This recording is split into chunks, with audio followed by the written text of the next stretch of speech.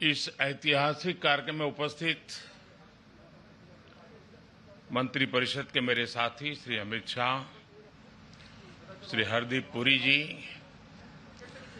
मंत्रिमंडल के अन्य सदस्य, आईएन के सभी ट्रस्टी, एनडीएमए के सभी सदस्यगण, jury members, NDRF, coast guards और आईएमडी के डायरेक्टर जनरल्स, आपदा प्रबंधन पुरस्कारों के सभी विजेता साथी,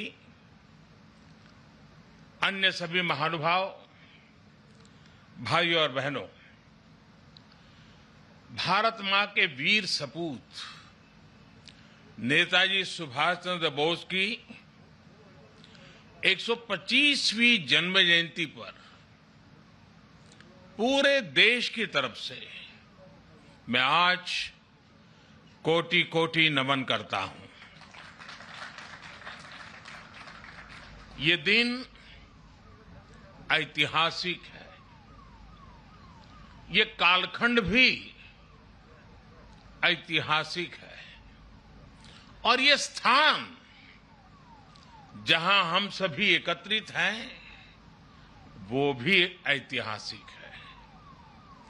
भारत के लोकतंत्र की प्रतीक हमारी संसद पास में है। हमारी क्रियाशीलता और लोकनिष्ठा के प्रतीक अनेक भवन भी हमारे साथ पास में नजर आ रहे हैं। हमारे वीर शहीदों को समर्पित नेशनल वॉर मेमोरियल भी पास है। इन सब के आलोक में आज हम इंडिया गेट पर अमृत महोत्सव मना रहे हैं और नेताजी सुभाष चंद्र बोस को आदरपूर्वक श्रद्धांजलि दे रहे हैं। नेताजी सुभाष, जिन्होंने हमें स्वाधीन और संप्रभु भारत का विश्वास दिलाया था, जिन्होंने बड़े गर्व के साथ,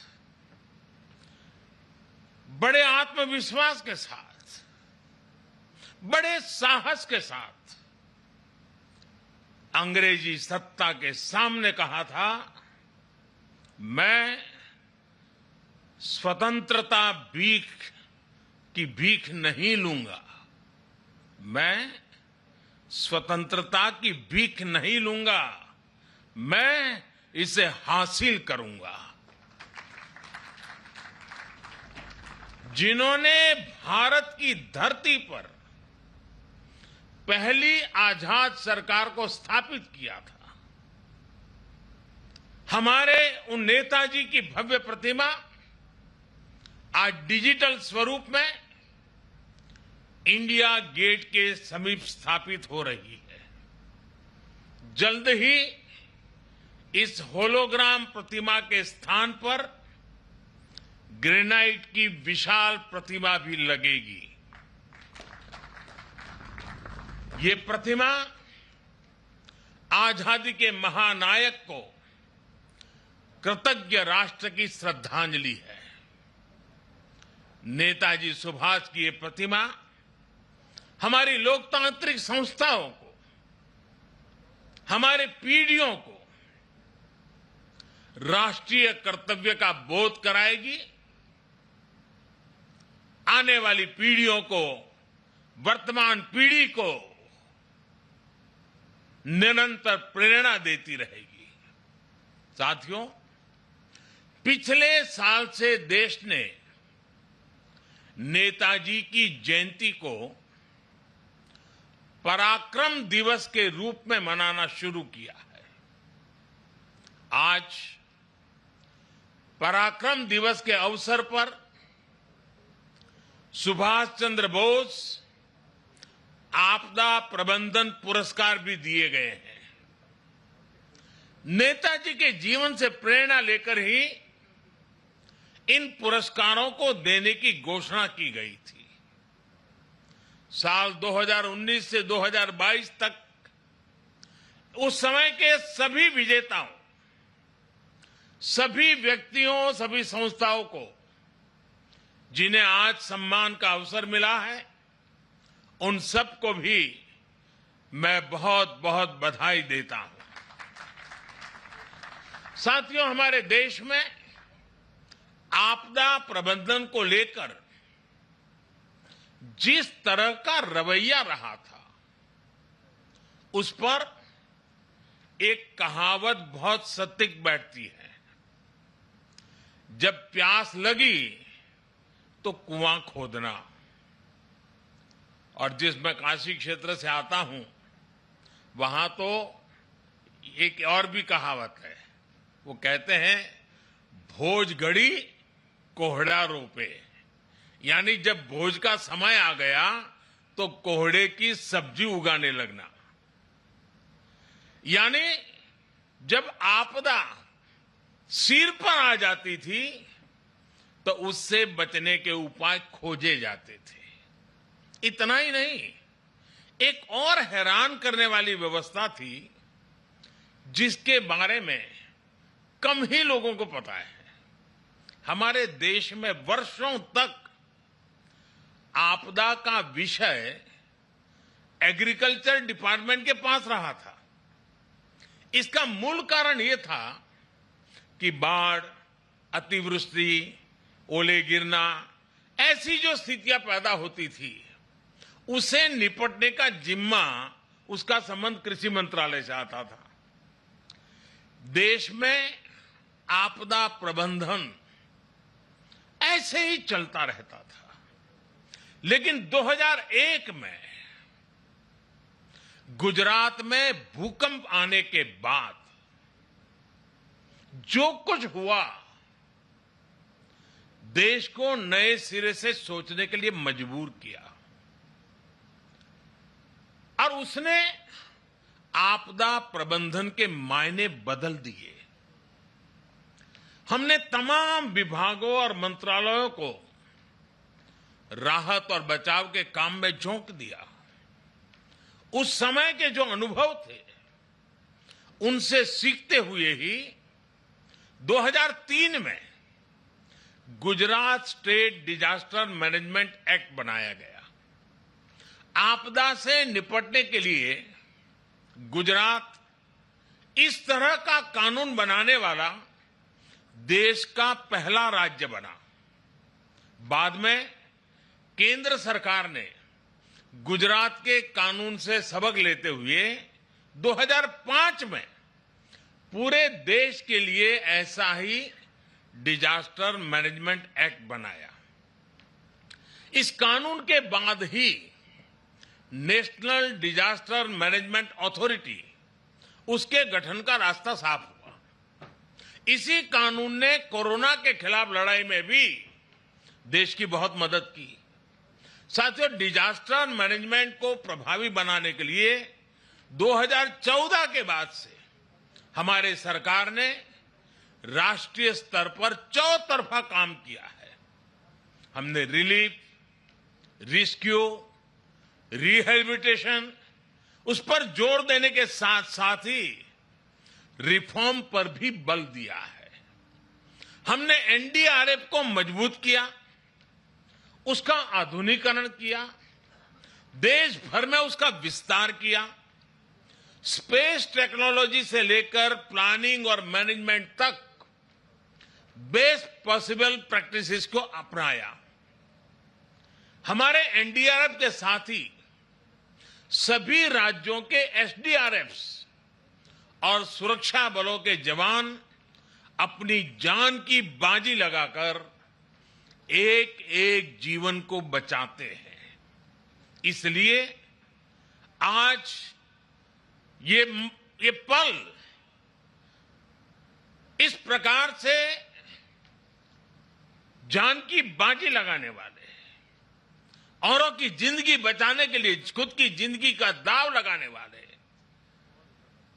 चाहे वो एनडीआरएफ के लोग हो, चाहे एसडीआरएफ के लोग हो, हमारे सुरक्षा बलों के साथी हो, ये सब के सब उनके प्रति आज आभार व्यक्त करने का, उनको सैल्यूट करने का ये वक्त है। साथियों, अगर हम अपनी व्यवस्थाओं को मजबूत करते चलें तो आपदा से निपटने की क्षमता दिनों दिन बढ़ती चली जाती है। मैं इसी कोरोना काल के 1-2 वर्ष की बात करूं तो इस महामारी के बीच भी देश के सामने नई आपदाएं आकर खड़ी हो गई। एक तरफ कोरोना से तो लड़ाई लड़ी रहे थे, अनेक जगहों पर भूकंप आए, कितने ही क्षेत्रों में बाढ़ आई, उड़ीसा, पश्चिम बंगाल समेत पूर्वी तटों पर साइक्लोन आए, गोवा, महाराष्ट्र, गुजरात, पश्चिमी तटों पर भी साइक्लोन आए। पहले एक एक साइक्लोन में सैकड़ों लोगों की मृत्यु हो जाती थी, लेकिन इस बार ऐसा नहीं हुआ। देश ने हर चुनौती का जवाब एक नई ताकत से दिया। इसी वजह से इन आपदाओं में हम ज्यादा से ज्यादा जीवन बचाने में सफल रहे। आज बड़ी बड़ी अंतर्राष्ट्रीय एजेंसियां भारत के इस सामर्थ्य, भारत में आए इस बदलाव की सराहना कर रही हैं।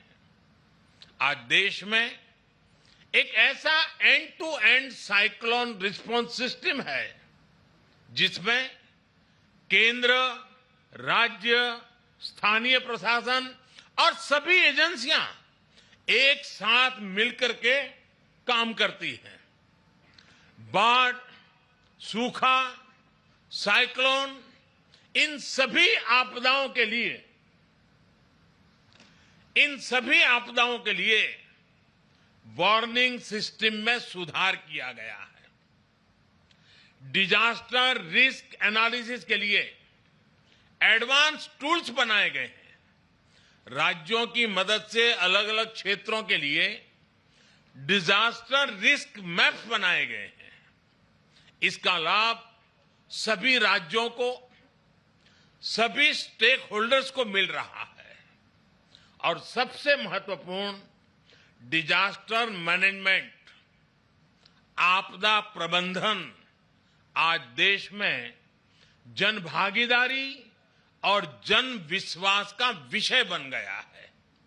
मुझे बताया गया है कि एनडीएमए की आपदा मित्र जैसी स्कीम से युवा आगे आ रहे हैं, आपदा मित्र के रूप में जिम्मेवारियां उठा रहे हैं, यानी जन भागीदारी बढ़ रही है।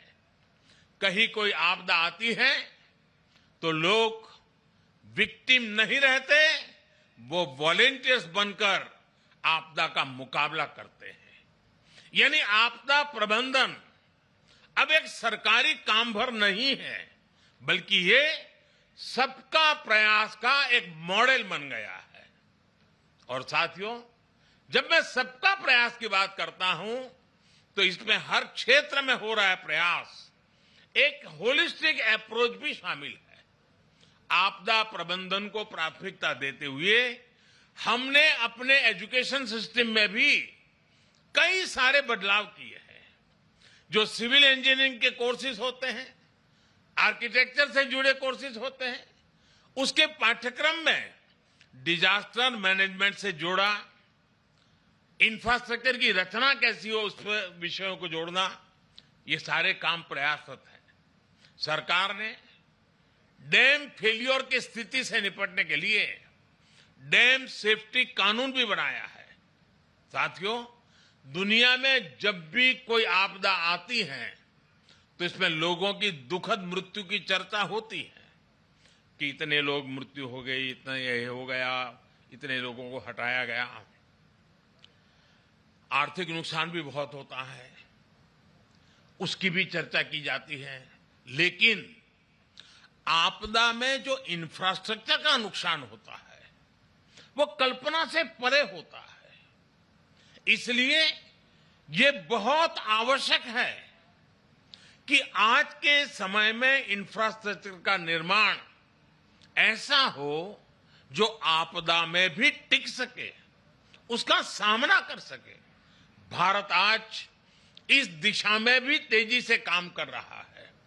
जिन क्षेत्रों में भूकंप, बाढ़ या साइक्लोन का खतरा ज्यादा रहता है, वहां पर पीएम आवास योजना के तहत बन रहे घरों में भी इसका ध्यान रखा जाता है।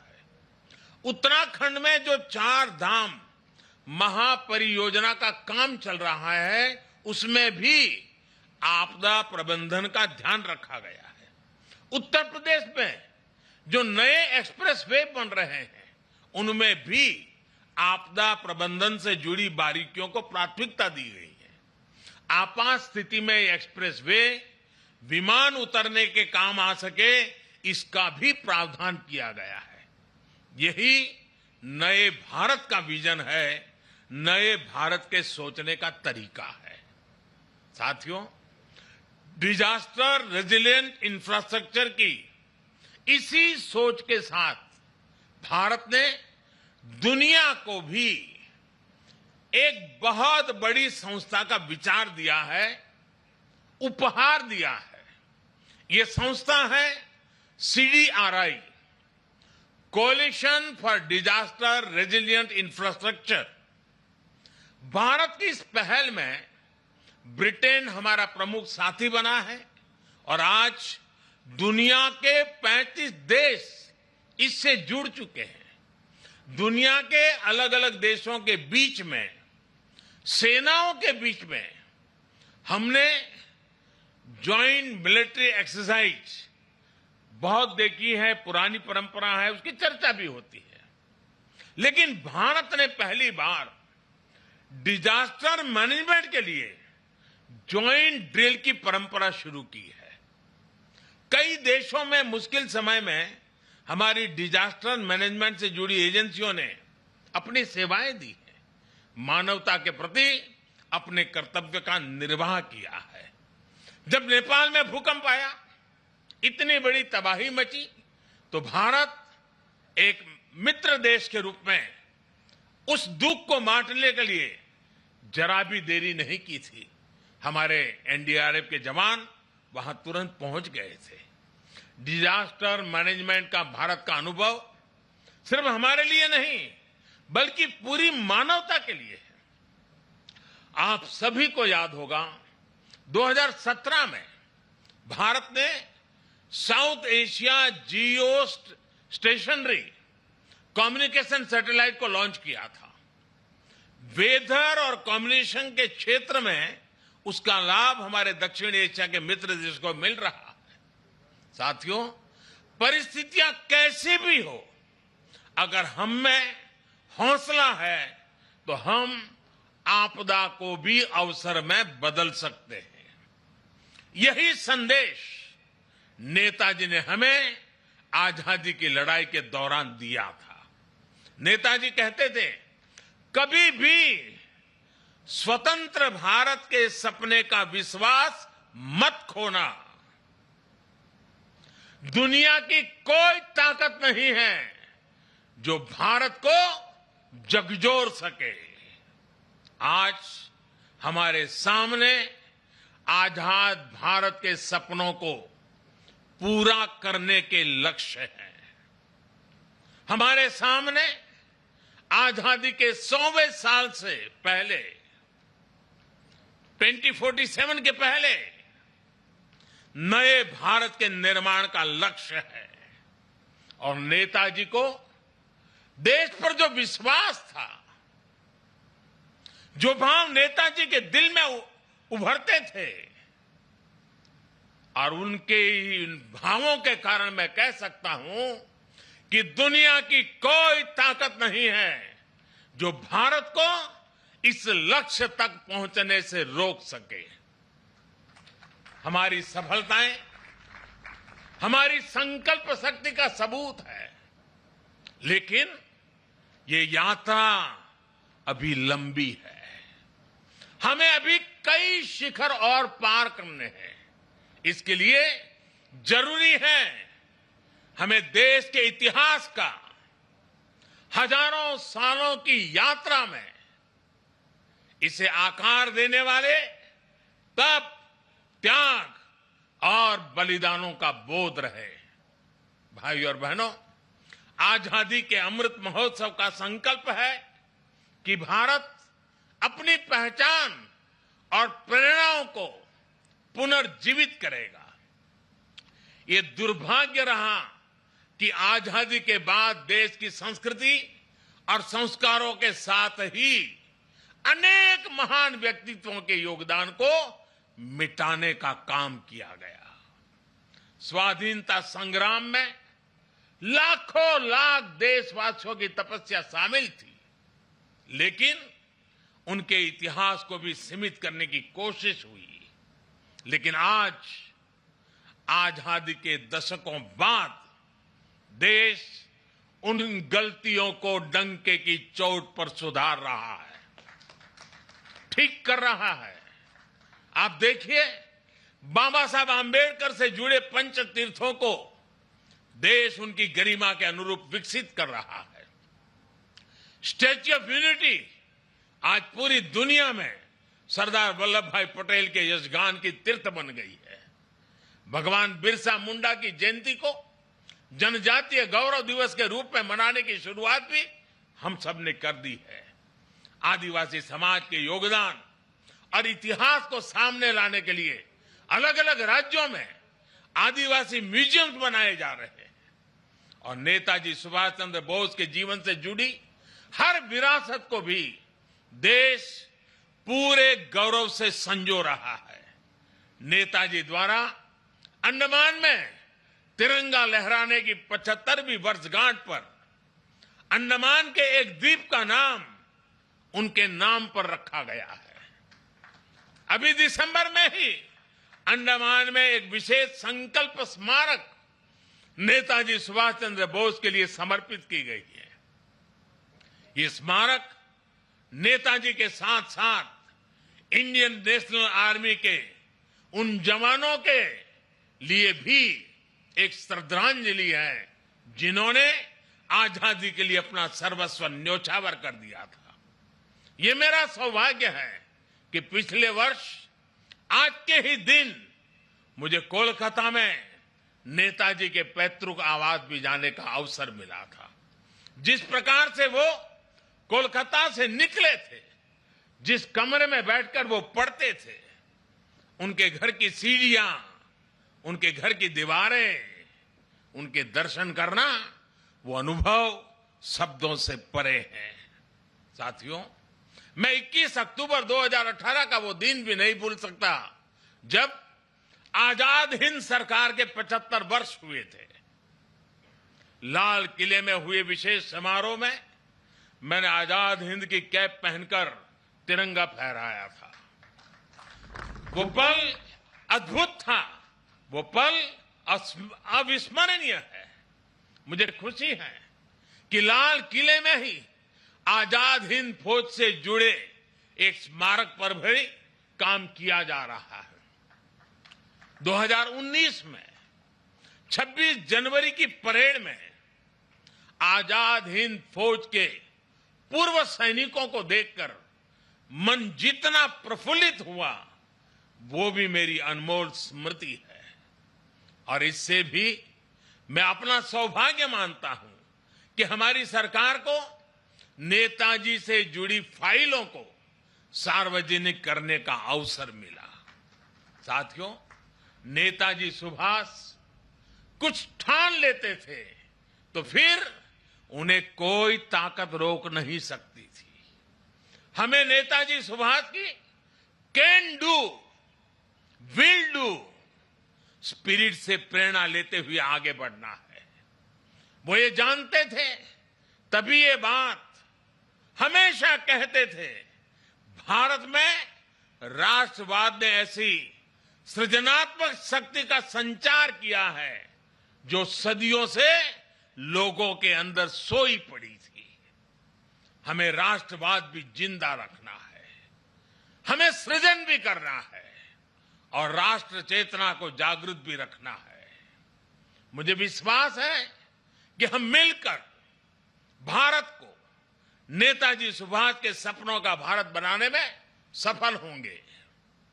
आप सभी को एक बार फिर पराक्रम दिवस की बहुत बहुत शुभकामनाएं देता हूं और मैं आज एनडीआरएफ, एसडीआरएफ के लोगों को भी विशेष रूप से बधाई देता हूं, क्योंकि बहुत छोटे कालखंड में उन्होंने अपनी एक पहचान बना दी है। आज कहीं पर भी आपदा हो या आपदा के संबंधित संभावनाओं की खबरें हो, साइक्लोन जैसी, और जब एनडीआरएफ के जवान यूनिफॉर्म में दिखते हैं, सामान्य मानवी को एक भरोसा हो जाता है कि अब मदद पहुंच गई।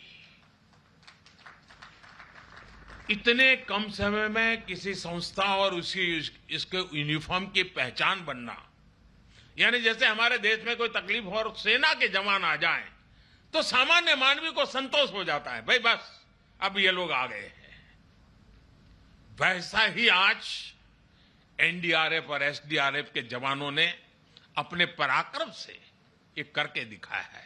मैं पराक्रम दिवस पर नेताजी का स्मरण करते हुए मैं एनडीआरएफ के जवानों को, एसडीआरएफ के जवानों को, उन्होंने जिस काम को जिस करुणा और संवेदनशीलता के साथ उठाया है, बहुत बहुत बधाई देता हूं, उनका अभिनंदन करता हूं। मैं जानता हूं इस आपदा प्रबंधन के काम में इस क्षेत्र में काम करने वाले कईयों ने अपने जीवन भी बलिदान दिए हैं। मैं आज ऐसे जवानों को भी श्रद्धांजलि देता हूं जिन्होंने किसी की जिंदगी बचाने के लिए अपनी जिंदगी दांव पर लगा दी थी। ऐसे सबको मैं आदरपूर्वक नमन करते हुए मैं आप सबको भी आज पराक्रम दिवस की अनेक अनेक शुभकामनाएं देते हुए मेरी वाणी को विराम देता हूं। बहुत बहुत धन्यवाद।